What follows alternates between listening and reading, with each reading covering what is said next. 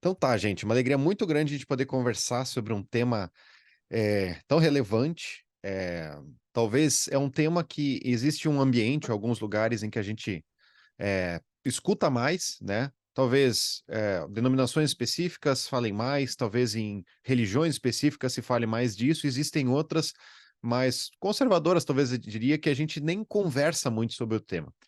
E os excessos, eles são perigosos, e é por isso que o nosso objetivo é a gente conseguir encontrar um equilíbrio, mas principalmente encontrar a verdade. E pensando muito na ideia do mundo espiritual, é, a minha ideia nessas 3 aulas, né, a gente vai ter 3 semanas seguidas agora, é a gente poder entender um pouquinho como ele funciona e principalmente o que a Bíblia fala sobre ele. Então, para a gente começar, o primeiro tema que eu queria abordar dentro disso é sobre o sobrenatural. E talvez 3 categorias que a gente consegue pensar. Primeiro, você vê ao seu redor sendo falado sobre o sobrenatural o tempo inteiro. Então, você vê na mídia muitas vezes, você vê em vários lugares isso sendo colocado, você vê filmes, você vê séries, você vê. Aliás, se você vê a bilheteria de filmes de terror hoje em dia, ela é muito maior do que quase qualquer outra categoria de filmes, porque a curiosidade sobre o sobrenatural ele é muito grande. Se você vê especulações sobre o sobrenatural em notícias, em vários lugares, elas são muito, muito, muito comuns. E se você fez parte dos anos 90, pelo menos, aonde foi o ápice, ou anos 80, 90, o ápice da TV e das fake news de sobrenatural, então tinha aquele que lia a mente, tinha aquele que fazia aquilo, e muitos eram impostores que foram desmascarados, mas no fim, até hoje, grande parte do que a gente vê ao nosso redor, na mídia, ou nós não temos explicação, assim, é uma situação muito complexa, muito difícil, você pensa, tá, eu não sei de onde veio isso e ninguém me explicou nada. Ou eram impostores. E isso sempre nos dá a pulga atrás da orelha de, tá, o que que é real? Existe de verdade ou não?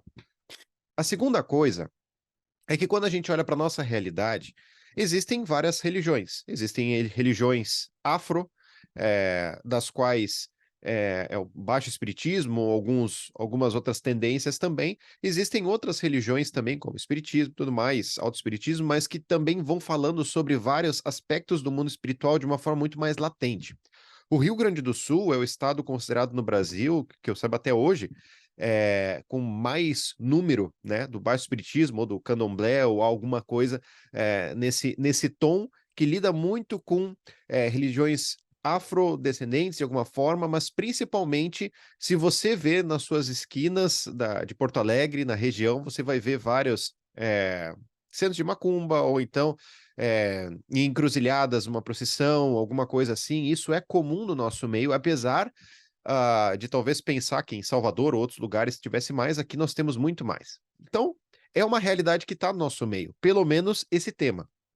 Por fim, você e eu, nós temos experiências. Talvez você tenha experiências de dizer assim, eu não sei se foi bem isso, ou se não foi. Será que isso aqui, essa situação que eu vi, era uma possessão demoníaca, era alguma coisa que estava acontecendo ou não? Será que o que a gente viveu ali era uma circunstância dessa forma ou não? Era um charlatanismo? Ou era alguém passando mal só? Ou eram várias e várias outras coisas? Eu quero compartilhar com vocês algumas experiências que eu vivi, que eu vi, mas, mais do que isso, sobre situações da qual a falta de equilíbrio nos traz muitos problemas.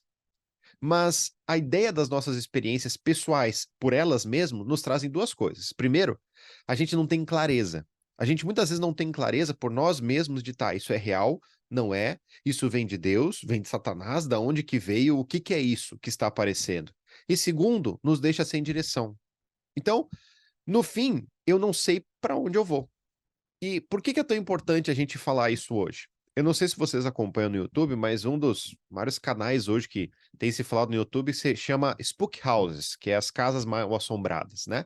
E ele é um médium, enfim, uma pessoa estudiosa, né, da área, e que ele o tempo inteiro fica tentando identificar através de fotos, de vídeos, ó, essa aqui é uma conversa do Hitler e tal, então eu quero ver o que que o espírito dele falou naquele momento. Então, são várias coisas que se a gente não se posiciona, se a gente não fala o que que a Bíblia fala, alguém vai dizer.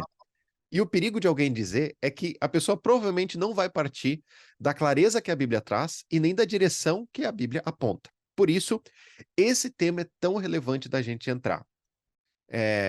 Eu lembro quando eu era criança, eu tinha um colega, o colega não era cristão nem nada, a mãe era espírita, e ele falou: ó, esse bonequinho aqui era um Stormtrooper do Star Wars. Era um bonequinho, ele disse: esse bonequinho aqui, ele tá endemoniado. Eu era criança, eu pensei, isso é bobagem, com certeza tem nada a ver. Mas, criança curiosa, querendo brincar com essas coisas, eu coloquei aquele bonequinho em cima da minha mesa no quarto, coloquei uma gaiolinha em volta dele, coloquei meus Playmobil, né? Porque eu não sou bobo também, tem que estar protegido. E eu fui tomar banho. Quando eu voltei, a gaiolinha estava caída. Aquele bonequinho estava no chão e todos os outros bonequinhos estavam caídos. Eu peguei aquele bonequinho e joguei fora. O que que eu quero dizer com isso? Essa é uma experiência minha quando eu era criança. Eu nem lembro bem se tudo aconteceu isso, não sei se a minha irmã jogou no chão, não sei se algo aconteceu, mas para mim foi uma experiência e que eu tive e que no mínimo me deu medo. Agora você tem experiências. E em todas as suas experiências, o meu anseio é que a gente saia através dessas 3 aulas, primeiro entendendo quem Deus é e como o Espírito Santo trata no nosso coração e ele pode transformar situações na nossa vida, mas que o mundo espiritual é real. E principalmente o quanto nós precisamos ter cuidado também com certas coisas, porque se o mundo espiritual é real, então a grande verdade é que nós estamos em guerra. E entender que está em guerra, né? Quando alguém está em guerra, você fica atento e você não fica simplesmente tranquilo. Quando você está num ambiente de guerra, você percebe que isso é muito importante. E eu quero mostrar, de novo, algumas experiências, algumas histórias que eu escutei, muito de missionários e o quanto, dependendo do ambiente onde a gente vive, o contexto onde a gente está, isso se mostra muito mais presente ou a gente pode pensar que isso não acontece. Então, para a gente falar hoje sobre a nossa primeira aula que envolve a batalha espiritual, a minha primeira ideia é a gente tentar fazer um panorama, falando um pouquinho sobre ela. A primeira coisa, né, pensando nesse panorama, é que, obviamente, quando a gente percebe sobre a ideia da batalha espiritual, a gente olha na Bíblia e a Bíblia está recheada sobre esse tema.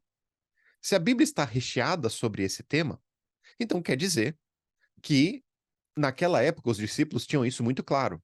Muito claro porque eles viam demônios, né?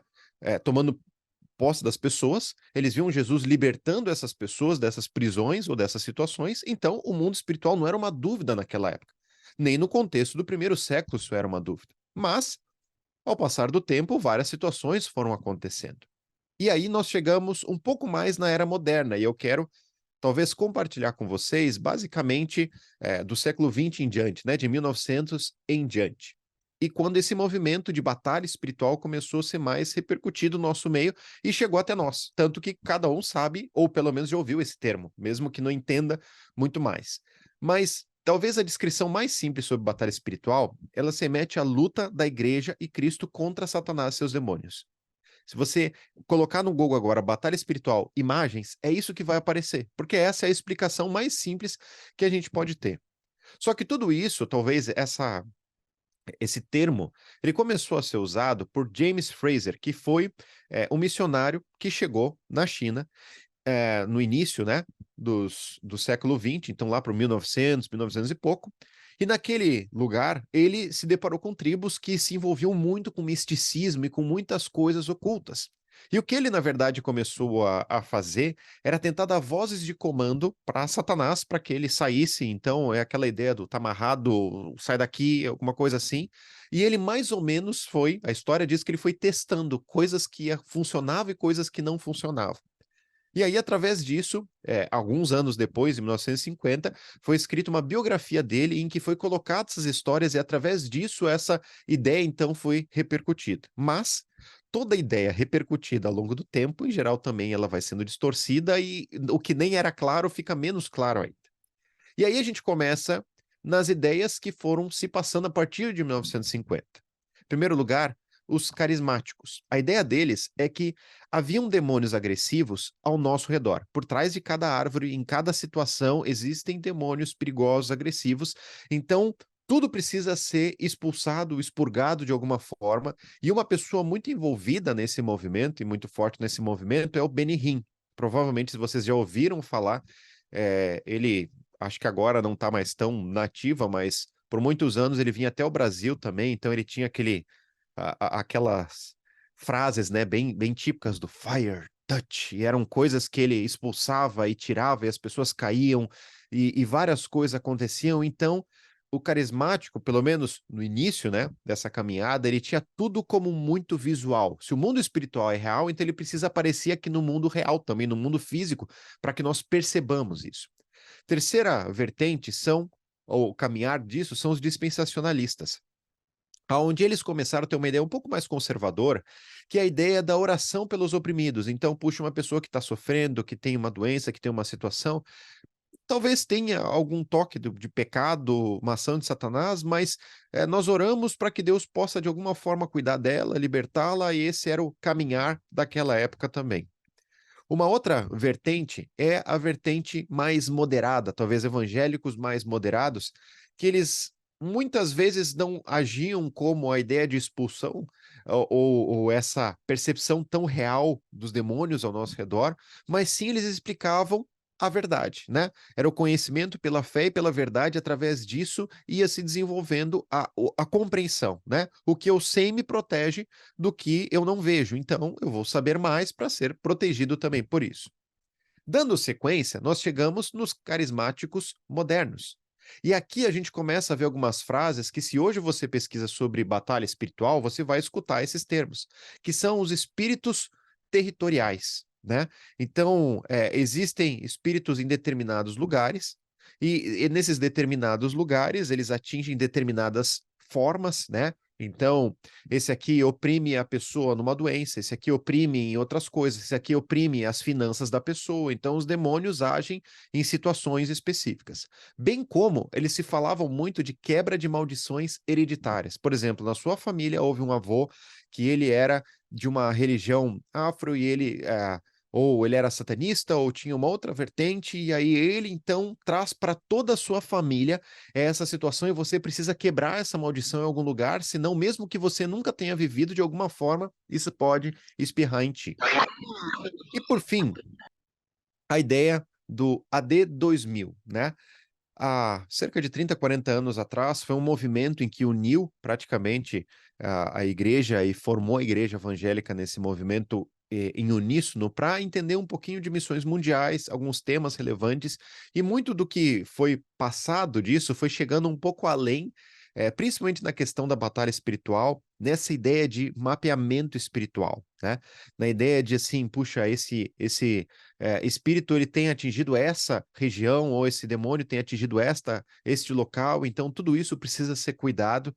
Então, enfim, como eu disse, se nós não colocamos o que nós cremos da Bíblia, alguém vai dizer. E você vê esses movimentos, essas frases e tudo mais. Se você procura no YouTube qualquer questão sobre batalha espiritual, você vai ver lá como se livrar do demônio de tal coisa, ou como limpar tal território ou tal área. Então, tudo isso para muitas pessoas é muito real.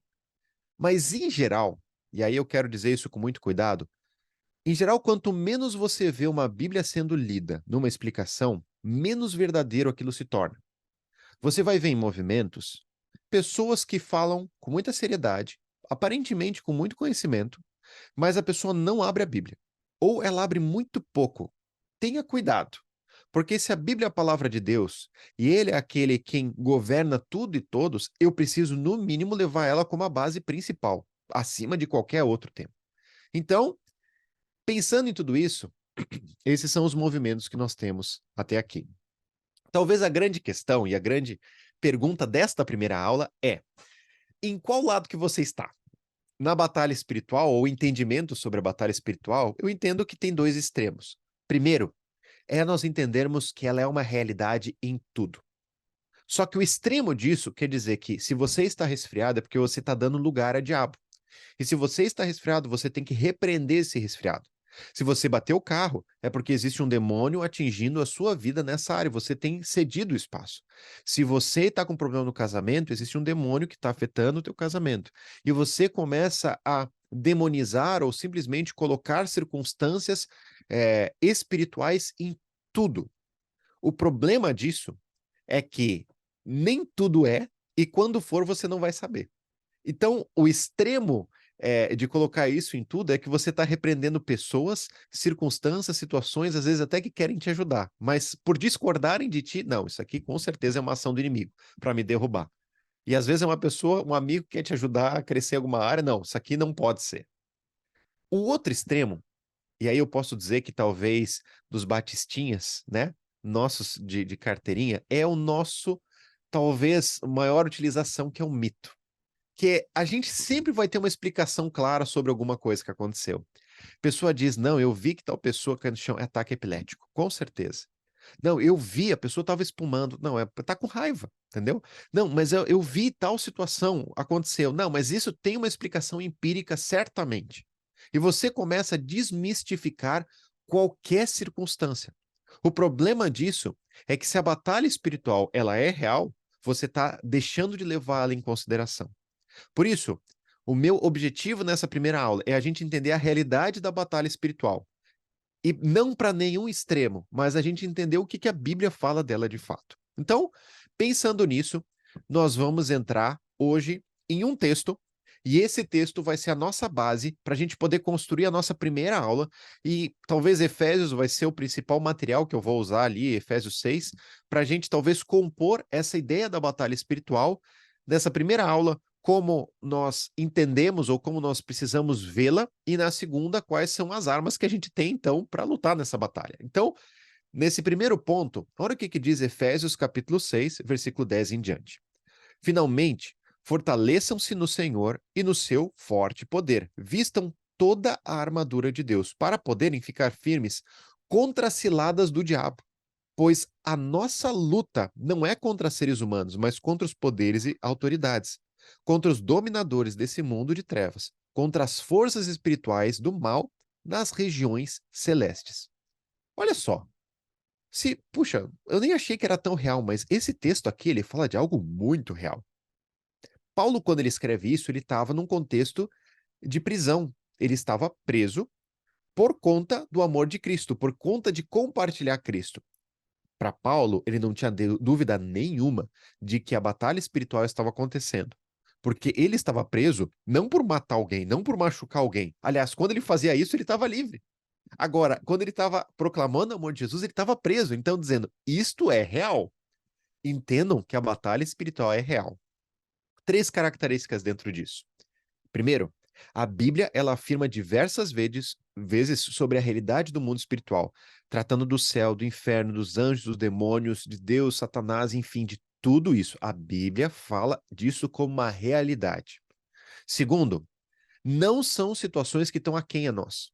Não é um mundo espiritual em que ele tem uma barreira para nós, eles estão brigando lá, mas aqui não influencia. Diretamente o que acontece nas regiões celestes influencia a nossa vida. Então, nós precisamos entender o que está acontecendo. Por fim, como toda batalha, nós estamos apenas de um lado dela. Não existe um ambiente neutro. Alguns anos atrás eu escutei uma história de um homem que ele estava em cima do muro e de um lado tinha Deus e os anjos, e eles estavam chamando esse homem, vem, vem, vem. E do outro lado do muro tinha Satanás e seus demônios. E eles estavam quietos. Aquele homem estava meio pensando para qual lado que ele ia.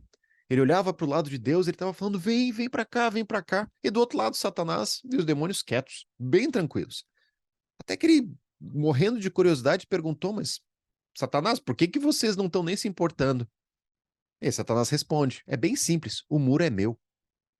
Tu já está aqui. E isso é uma realidade profunda espiritual. Enquanto a gente não caminha por Cristo ou em Cristo, a gente está servindo o outro. Não tem meio termo. Não tem uma escolha neutra. Ou você está do lado da batalha de Cristo, ou você está do outro lado. E é por isso que é tão importante a gente conhecer toda essa questão da guerra espiritual, do mundo espiritual e dessa batalha que nós vivemos a cada dia. E que talvez, muitas vezes, a gente acaba perdendo as pequenas batalhas do dia a dia e essas lutas por não entender que elas são reais. Então, pensando nesse texto de Efésios, hoje o que eu quero é apresentar para vocês os personagens de toda essa batalha e como eles interagem em nossa vida. O primeiro personagem, obviamente, é Deus, do qual a palavra coloca como maior autoridade acima de todos, aquele Deus criador que sustenta todas as coisas e aquele Deus também que no fim será o vencedor. Se você lê o final de Apocalipse, ele te dá uma tranquilidade de que o lado onde Deus está, de Cristo, ele vencerá de uma vez por todas. É isso que a Bíblia fala. É sobre é o final da palavra de Deus, ela termina assim. Você vê Gênesis 1 e 2, que são 2 capítulos da Bíblia sem pecado. E você vê o último capítulo, praticamente, de Apocalipse sem pecado. O resto tudo é um bando de pecado. É só pecado. É só sangue, morte, destruição, muitas coisas. Mas a verdade é, tal qual foi assim no começo, um dia ele vencerá. E Deus é esse Deus poderoso, todo-poderoso acima de todas as coisas.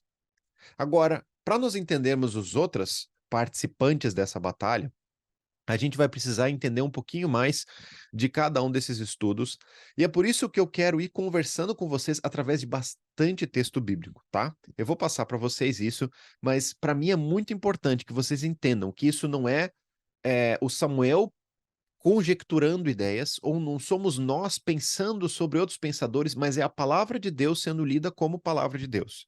Então, para a gente entender cada um desses personagens, a gente vai para a palavra e vai entender o que ela fala. Então, são muitos textos. No final, se você tiver dúvida, não tem problema, a gente conversa mais, mas a gente vai entendendo junto. A primeira coisa, o primeiro tema, né, personagem que eu queria compartilhar com vocês, são os anjos. Os anjos, por definição, eles são seres espirituais criados sem corpo humano, mas inteligentes e morais. Ou seja, são seres criados por Deus em um determinado momento, por isso são criados, não possuem corpo humano naturalmente, né, um corpo físico, e são inteligentes, têm um raciocínio e também têm um senso de moralidade, do que é o certo. Nesse aspecto, a gente vai começar a perceber algumas características que talvez você nunca pensou sobre isso, mas que a Bíblia relata. A primeira coisa que a gente percebe é a origem deles. A verdade é que provavelmente os anjos, eles foram criados durante o período da criação, antes do sétimo dia, né? E a partir do primeiro dia, em algum momento naquele ponto. Antes do sétimo dia, porque no sétimo dia Deus descansou. E no início, talvez o início que Moisés vai relatando ali em Gênesis, ele vai mostrando sobre o início que não havia nada, e Deus então cria todas as coisas. Agora, olha o que diz Gênesis 2, versículo 1, na Ara, tá? Na revista atualizada, diz assim, ó. Assim, pois, foram acabados o céu e a terra e todo o seu exército. Essa palavra, em outras versões, se coloca tudo que neles há.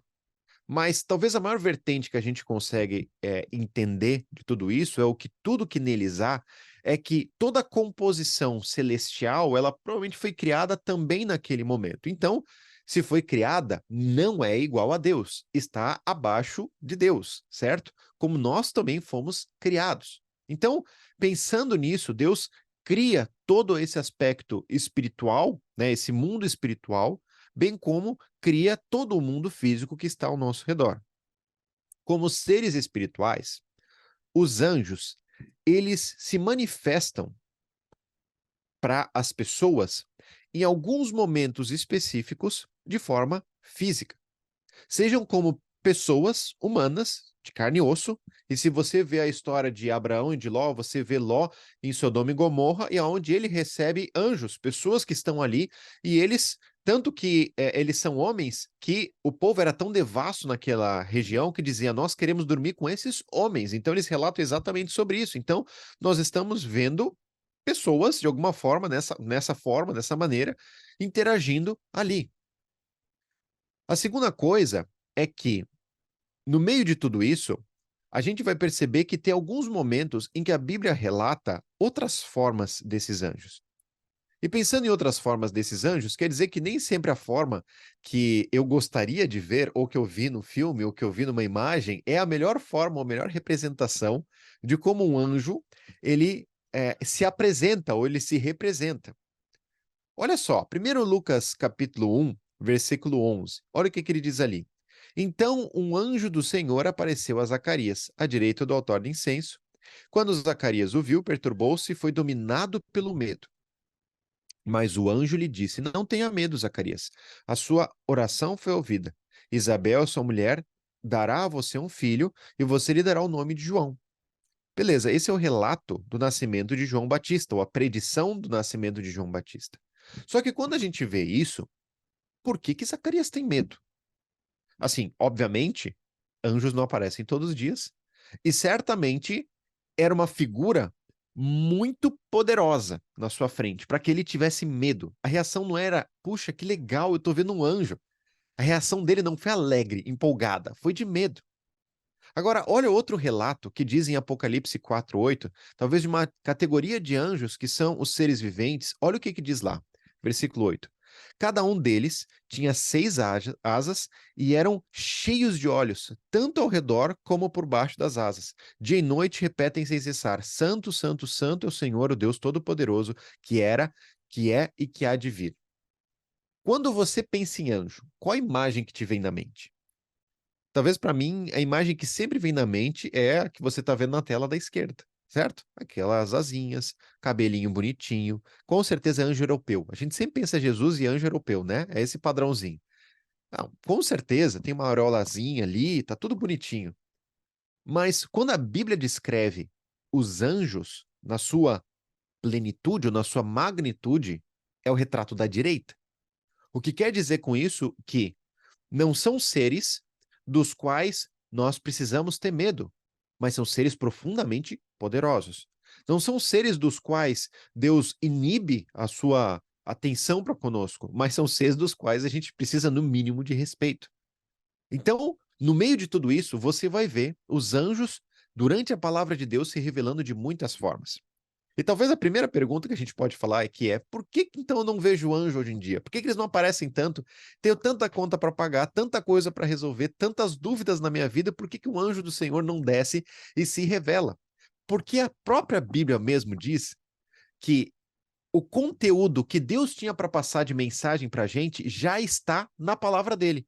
E mesmo que venha um anjo do céu falar alguma coisa a mais, desconfia e diga que isso não é verdade. Mesmo que venha um anjo.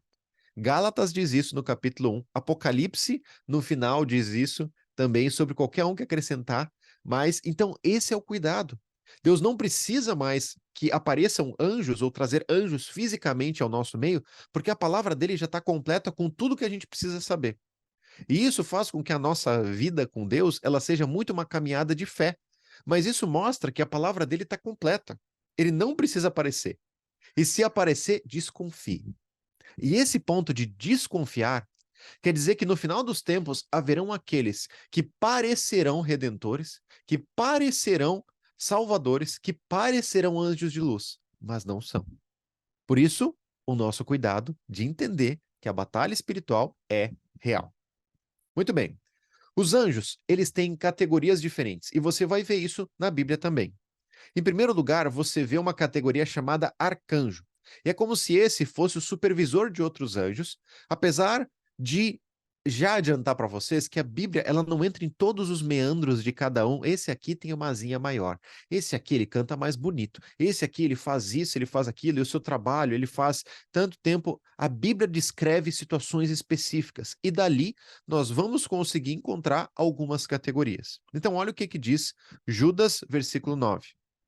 Contudo, nem mesmo o arcanjo Miguel, quando estava disputando com o diabo acerca do corpo de Moisés, ousou fazer acusação injuriosa contra ele, mas disse: O Senhor o repreende. Muito bem, o contexto de Judas é um contexto onde ele está falando profundamente sobre é, essas tentações que as pessoas estavam vivendo, com as perseguições e tudo mais, então ele está fazendo um relato apologético, basicamente. E ele fala sobre o arcanjo Miguel.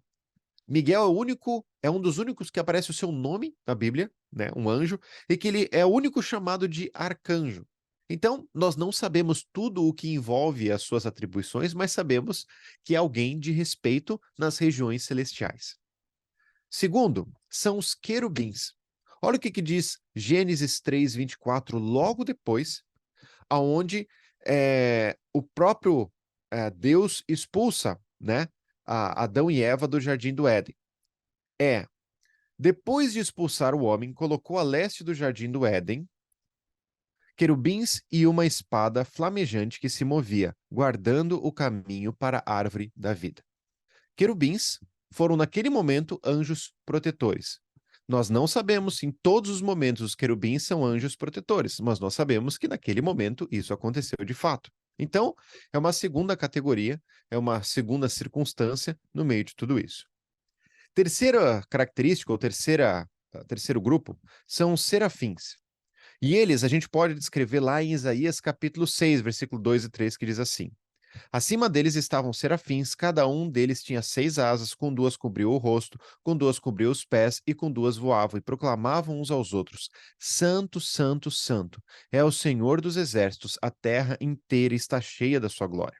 Então, você vai percebendo algumas coisas claras, e logo depois algumas características do que eles são chamados a fazer por Deus também. Cada um tem a sua responsabilidade. Mas em vários momentos a gente percebe que os serafins estão nessa categoria, louvando e glorificando a Deus, mostrando a grandeza de Deus também diante de todos. Por fim, como a gente leu em Apocalipse 4:8, tem os seres viventes.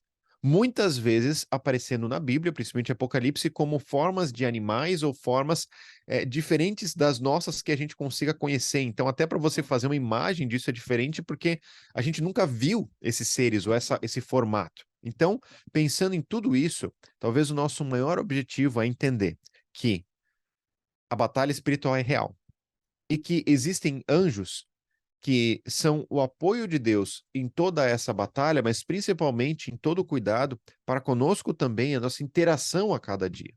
Então, pensando em tudo isso, quanto mais eu entendo que existem, mais eu começo a ver algumas características importantes dentro disso. Primeira coisa, ou primeira característica, é que esses anjos possuem nomes. Então, você vai ver 2 nomes relatados na Bíblia, Miguel e Gabriel. Gabriel, aquele que relatou sobre o nascimento de Jesus, Miguel, aquele que a gente acabou de ler. Mas a gente não consegue nem contar ou nem saber um número de quantos existem. Pensando em tudo isso, a Bíblia fala, Apocalipse 5:11, o seguinte: então eu olhei e ouvi a voz de muitos anjos. Quantos? Milhares de milhares e milhões de milhões. Eles rodeavam o trono, bem como os seres viventes e os anciãos. Quantos anjos existem? Incontáveis. Ou seja, talvez na nossa cabeça a batalha espiritual deve ser uns 500 contra uns outros 500, o pessoal deve estar lutando. Não. São incontáveis seres celestiais que batalham a cada dia e que interagem na nossa vida a cada dia também. Quer ver uma outra coisa, uma outra característica dessa interação? É entender, por exemplo, a ideia de anjo da guarda. Você já escutou isso em algum lugar, você já ouviu falar disso, mas a Bíblia, em nenhum momento, ela relata sobre um anjo pessoal guardando uma pessoa em momentos específicos. O que a Bíblia fala é que anjos guardam as pessoas e essa é uma das incumbências deles. Por exemplo, qual que é o relato principal para que as pessoas pensem sobre isso, né? Mateus 18:10.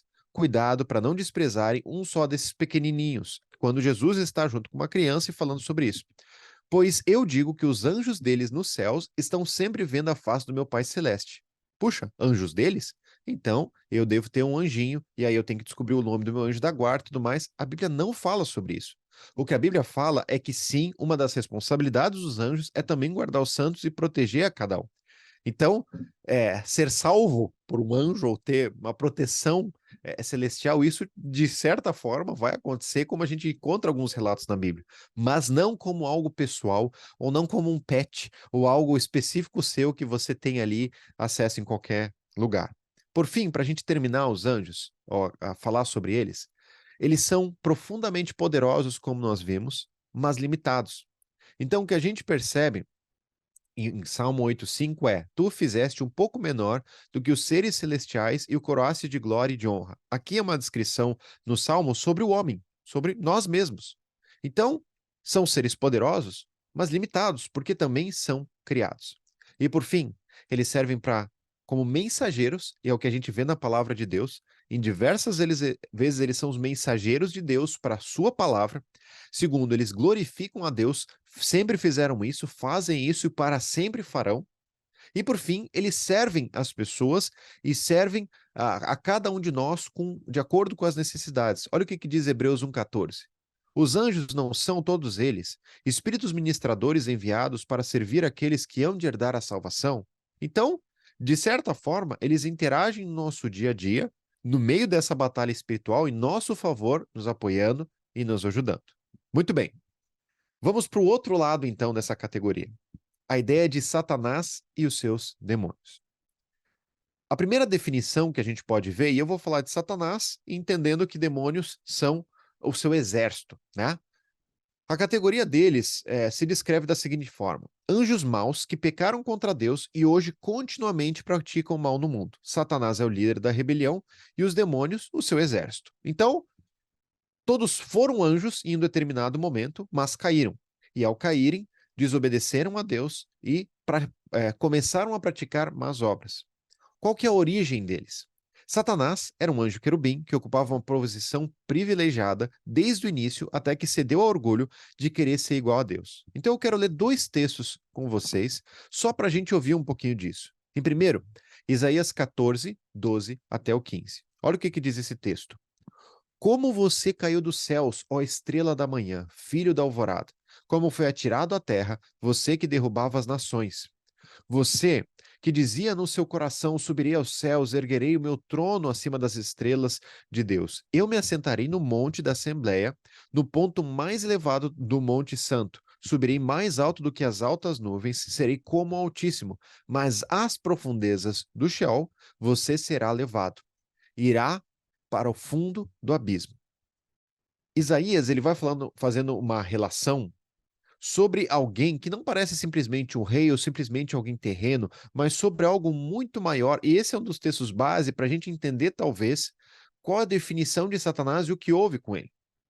O segundo texto, talvez até um pouco paralelo, mas ele está lá em Ezequiel, capítulo 28. A partir do versículo 13, ele diz assim: Você estava no Éden, no jardim de Deus, todas as pedras preciosas o enfeitavam. Sárdio, topázio, diamante, berilo, ônix e jaspe, zafira, carbúnculo e esmeralda. Seus engastes e guarnições eram feitos de ouro. Tudo foi preparado no dia em que você foi criado. Você foi ungido como um querubim guardião, pois para isso eu o designei. Você estava no Monte Santo de Deus e caminhava entre as pedras fulgurantes. Você era inculpável em seus caminhos desde o dia que você foi criado até que achou maldade em você. Esse texto de Ezequiel, ele está falando sobre o rei de Tiro. Só que quando você vê o relato da história, de novo, parece algo muito maior do que simplesmente um rei que está desobedecendo a Deus e o profeta está, então, falando uma repreensão para ele. Talvez isso até se remeta a um rei terreno, mas o exemplo que está sendo usado se parece muito com o exemplo que nós entendemos, até juntando as histórias ali com Isaías, do próprio Satanás. Então, o que a gente consegue entender basicamente disso era um anjo querubim, talvez o mais poderoso que Deus havia criado, ou pelo menos desta ordem, em algum momento se achou orgulho em seu coração, porque nós vimos que são seres morais, entendem o que é o certo. E se achando orgulho no seu coração, ele quis ser igual a Deus. E querendo ser igual a Deus, foi expulso então do céu. Quando isso aconteceu? Em algum momento entre Gênesis 1, 31 e Gênesis 3. Por que Gênesis 1, 31? Porque em Gênesis 1, 31 se diz que Deus terminou, Deus descansou de tudo que havia criado e viu que tudo era bom. Então, tudo que ele havia criado era bom naquele momento. Assim, algo aconteceu neste período e nós vemos em Gênesis capítulo 3 o relato da serpente ali junto em Adão e Eva. Então, essas circunstâncias mostram a grande dificuldade do que Deus está mostrando sobre o que aconteceu com esse homem orgulhoso, ou esse anjo orgulhoso de luz, que em algum momento caiu. Satanás, por sua definição, significa inimigo. E aí a gente vai ver algumas características dele. Primeira característica: Satanás é aquele que origina o pecado. Olha o que diz João 8,44. Vocês pertencem ao pai de vocês, o diabo, a quem e querem realizar o desejo dele. Ele foi homicida desde o princípio e não se apegou à verdade, pois não há verdade nele. Quando mente, fala da sua própria língua, pois é mentiroso e pai da mentira. Então aqui a gente já vê algumas características bem específicas. Em primeiro lugar, ele é o homicida, o pecador desde o princípio. Não desde quando foi criado, mas desde o princípio, onde nós vimos, no relato de Gênesis da criação. Em algum momento no princípio, isto aconteceu.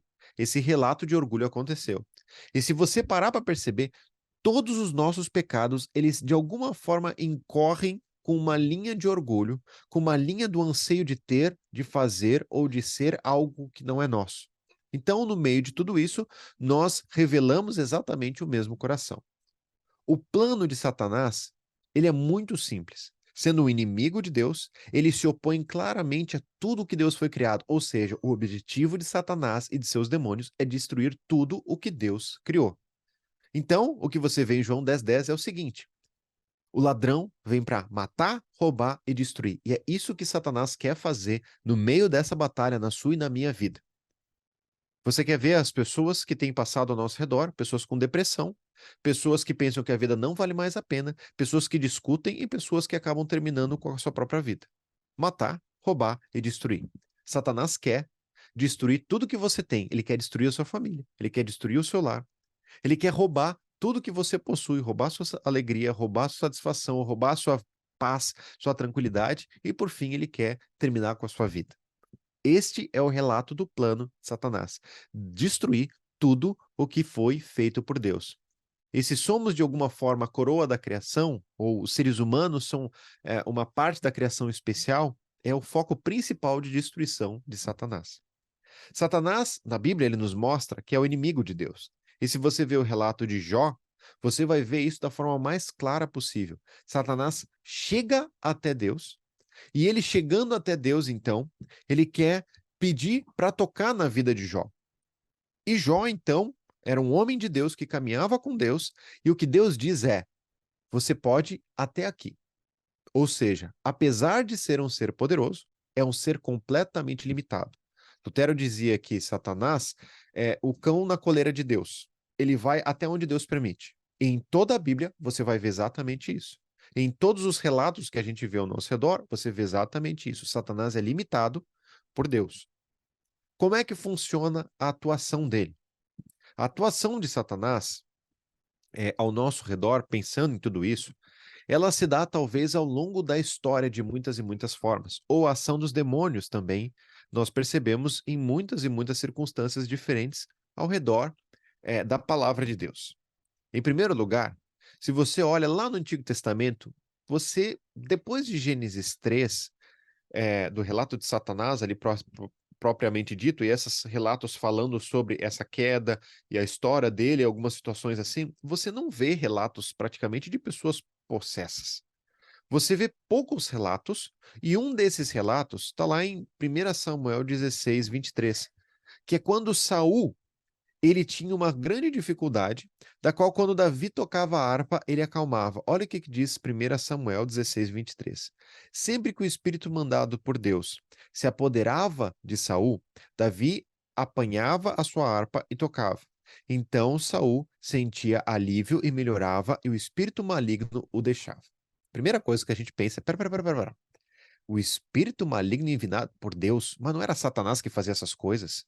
Então, vamos pensar um pouquinho na lógica. Deus permite que o mal haja até o limite em que ele pode, e nada mais. A segunda característica é que Saul estava cedendo ao seu orgulho em muitas e muitas formas. E Deus simplesmente o libertou aos seus desígnios. Ou seja, Saul, você quer caminhar desse jeito? Você vai caminhar desse jeito. E no meio de tudo isso, esse talvez é um dos únicos relatos que a gente percebe, não talvez como uma pessoa possessa, mas pelo menos alguém que estava fora de si com uma ação opressiva sobre a sua vida. E quando Davi tocava a harpa, ele acalmava. Então, são poucos relatos mais específicos. Quando a gente chega no Novo Testamento, tudo muda. Porque você pensa que se as pessoas ao redor tinham dúvida se Jesus era o Filho de Deus, os demônios não tinham dúvida nenhuma. Se as pessoas ao redor pensavam ou avaliavam, será que ele é mesmo? Os demônios tinham clareza, certeza, e todas as aparições de demônios diante de Jesus, eles tremiam e temiam, porque eles são limitados diante do poder de Deus. Eles não têm força diante disso. É por isso que eles vão nas pessoas que não são maiores do que eles ou não têm esse poder para poder lutar sozinhas. Olha o que a gente percebe em Marcos capítulo 1, versículo 27. Todos ficaram tão admirados que perguntavam uns aos outros: o que é isso? Um novo ensino e com autoridade? Até os espíritos imundos ele dá ordem e eles obedecem. Nunca na história bíblica uma pessoa expulsou demônios. Uma pessoa disse saia e o demônio saía. Quando Jesus chegou, isso foi inaugurado, isso começou. E talvez uma das coisas mais importantes dessa história é que esse Jesus, ele começa a mostrar o poder de Deus diante de toda essa batalha. Porque em Gênesis 3 havia falado o próprio Deus que um dia o descendente da mulher pisaria na cabeça da serpente e a serpente feriria-lhe o seu calcanhar. Então, o que a gente está vendo em Jesus é o poder de Deus sobre a serpente. E é por isso que é tão importante nós entendermos esses relatos.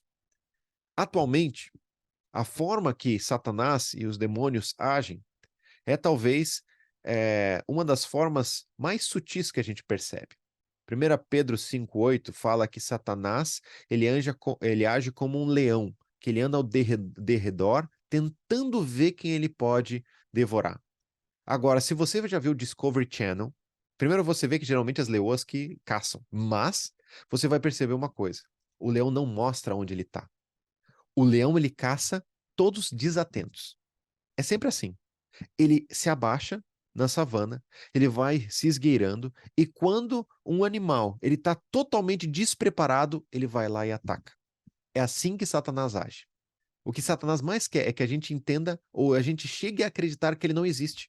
É o que ele quer. Porque quanto menos a gente acreditar que ele existe, menos a gente se arma contra suas ciladas. Quanto mais a gente achar que o problema é porque as circunstâncias ao nosso redor são difíceis, ou o problema é só coisas empíricas ou que podem ser provadas, mais ele pode agir sem parecer nada. Então, a estratégia dele é exatamente essa no nosso dia a dia. Por fim, a Bíblia fala sobre dois relatos no final. E nesses relatos do final, nós percebemos a grande batalha que está lá relatada em Apocalipse 20. E eu quero ler só alguns versículos desse ponto, mas que nos ajudam a entender um pouquinho sobre esse panorama do fim e como eu disse, no final, Deus será vencedor sobre tudo e sobre todos. Olha o que diz o versículo 1 de Apocalipse 20. Vi descer dos céus um anjo que trazia na mão a chave do abismo e uma grande corrente. Ele prendeu o dragão, a antiga serpente, que é o diabo. Satanás e o acorrentou por 1000 anos. Lançou no abismo, fechou-o e pôs um selo sobre ele, para assim impedi-lo de enganar as nações até que terminassem os 1000 anos. Depois disso, é necessário que ele seja solto por um tempo, por pouco de tempo. Então, independente da linha escatológica que a gente está pensando aqui, o que a Bíblia fala são 1000 anos aonde Satanás ele está acorrentado, preso e aonde ele não tem mais liberdade de agir como age hoje em nosso meio. Então, a Bíblia vai falando sobre uma restrição progressiva de Satanás. Em primeiro lugar, em Gênesis 3, ele começa um plano. Só que a cada vez que você vai progredindo na Bíblia, você vai ver como ele vai sendo encurralado. Jó, ele mostra sobre um Deus que permitiu que Satanás o tocasse, mas mesmo assim Jó acaba não desonrando a Deus e ele diz no final da sua história: antes eu te conhecia de ouvir falar, agora meus olhos te veem. Então Satanás, ele não é vitorioso nessa história, mas a história continua. Em Jesus, ele é derrotado. E você vai vendo a continuação da história da igreja como constantes lutas em que cada vez ele é mais restrito, até Apocalipse 20, versículo 10, que diz assim: o diabo que as enganava foi lançado no lago de fogo que arde com enxofre, onde já haviam sido lançadas a besta e o falso profeta. E eles serão atormentados dia e noite para todo sempre. Existe um relato sobre o fim. E no relato do fim, Deus é vitorioso, Cristo reinará e Satanás será derrotado. É isso que a gente vê no fim. Por fim, para a gente caminhar para terminar, talvez a nossa aula, algumas características. Em primeiro, a gente entender algumas coisas. A primeira coisa que eu queria compartilhar é, tá bom, então quer dizer que eu peco porque Satanás está me tentando. Então eu não tenho culpa, né? Não, em parte. Olha o que diz Tiago 1,14. Cada um, porém, é tentado pelo seu próprio mau desejo, sendo por ele arrastado e seduzido. Ou seja, eu peco porque eu sou pecador e porque no meu coraçãozinho tem desejos que são ruins. Então, Satanás pode me tentar, mas ele não me faz pecar. Ele não tem poder para me fazer pecar. A segunda coisa é qual a influência que eu tenho nesse aspecto. A verdade é que o não cristão, ele naturalmente pertence ao império das trevas. E o Filho de Deus, ele é protegido pelo Pai. Entender isso é entender de qual lado você está da batalha e qual a influência principal que isso vai acontecer. Então, olha o que diz 1 João 5, versículo 18. Sabemos que todo aquele que é nascido de Deus não está no pecado. Aquele que nasceu de Deus o protege. Nasceu de Deus o protege e o maligno não o atinge. Sabemos que somos de Deus e que o mundo todo está sob o poder do maligno. Muito bem, agora a gente começa um pouco mais na prática sobre a ideia do mundo espiritual e da guerra espiritual. Um cristão ele pode ser ou pode agir pela influência demoníaca ou algo nesse sentido? Não e sim. Não no sentido de que eu não creio que um cristão, né, aquele que entregou a sua vida a Cristo, ele vai ter uma possessão, algo nesse sentido, porque conforme o texto diz, aquele que nasceu em Deus o protege e o maligno não o atinge. Agora, nós temos que entender o que quer dizer influência demoníaca. E é aqui onde Satanás entra com muita sagacidade e a gente deixa. A verdade é que entender que existem circunstâncias que nos atingem é entender que eu preciso me proteger. Olha o que diz Tiago 4:17. Portanto, submetam-se a Deus. Esse texto é escrito para cristãos. Resistam ao diabo e ele fugirá de vós. Puxa, por que eu tenho que resistir ao diabo? Eu já não estou protegido? No sangue do cordeiro eu já não estou lavado? Sim, mas a influência dele sobre a sua vida, sobre a sua família, sobre os seus negócios, sobre o seu orgulho, sobre os seus pecados, ela ainda é real, porque ele anda como um leão, olhando ao derredor, pensando em que ele pode devorar. O cuidado precisa ser constante. Então, eu entender que eu estou numa batalha espiritual é eu entender que existem famílias ao redor sendo destruídas porque têm cedido à escuta e não têm resistido a Satanás.